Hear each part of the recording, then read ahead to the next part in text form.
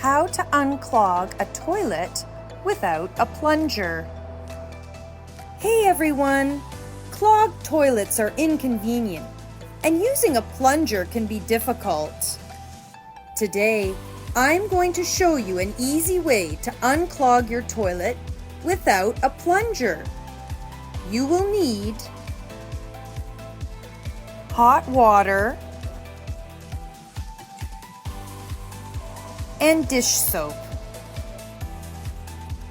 First, pour about 1/4 cup of dish soap into the toilet bowl.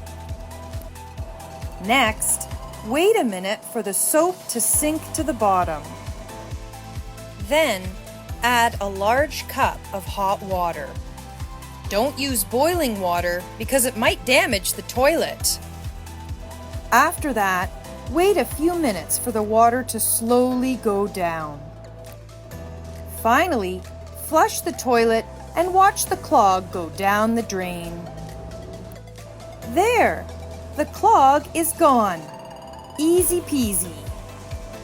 If you liked this video, don't forget to click the like button and subscribe to my channel for more DIY videos.